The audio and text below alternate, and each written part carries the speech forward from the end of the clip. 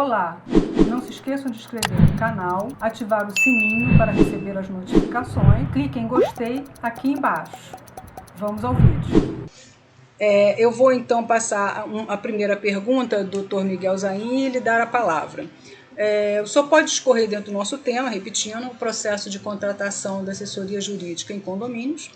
O senhor pode discorrer o que é um processo de contratação de um advogado?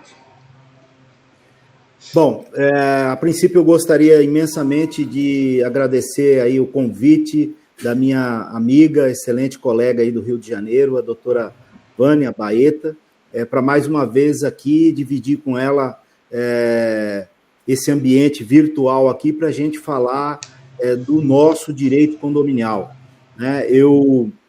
Em que pese está aí esse currículo, eu acho totalmente desnecessário falar o currículo, não tem necessidade. Uma coisa que eu me orgulho muito é de ser advogado condominial, e só isso basta, né? Então, mais uma vez eu agradeço, né, essa oportunidade da gente estar aqui hoje falando um pouco de direito condominial. Veja bem, para a gente falar dessa contratação do advogado, o processo dessa contratação do advogado junto ao condomínio, da assessoria jurídica, nós temos que falar desse momento que nós estamos vivendo, dessa quarta revolução industrial, onde nós estamos frente a uma quebra de paradigma, né? E que as pessoas estão ocupando a propriedade de forma diferente.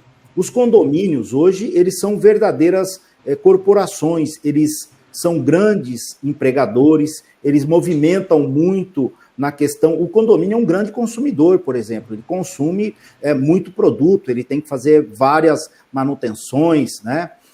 Ele recolhe muitos impostos, por exemplo, na área, sobretudo na área municipal, né?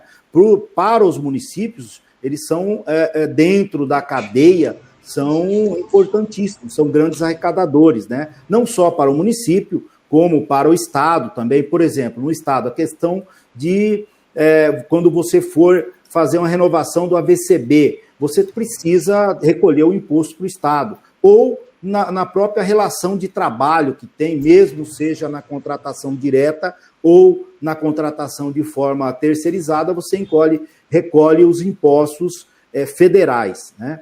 Então, veja bem, o condomínio hoje, ele tem ele tem que atender aqueles princípios das grandes corporações, né? Tem que ser administrado justamente com os princípios da governança, né? Transparência, planejamento, né? Prestação de conta, equidades. E quando a gente fala em planejamento, aquele gestor do condomínio, ele precisa, obviamente, dos seus auxiliares da administração. Precisa de uma boa administradora, né?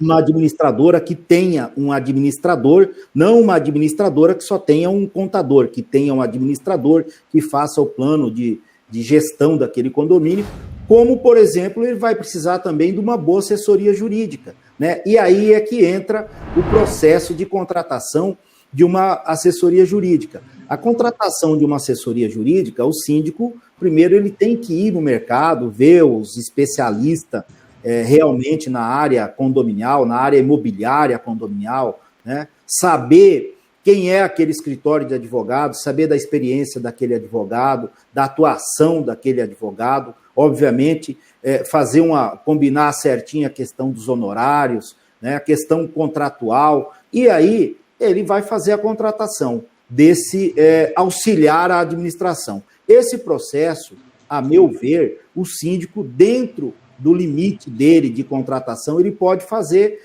quando muito, até consultando o Conselho Fiscal, por exemplo. Eu não vejo necessidade de se colocar numa assembleia, por exemplo, para contratar um advogado, porque o advogado é um cargo de confiança, é uma pessoa que tem um conhecimento específico e que vai auxiliar aquele gestor junto à administração daquela multipropriedade, tá? Então, é dessa forma que o síndico dá esse processo de contratação deste auxiliar da administração.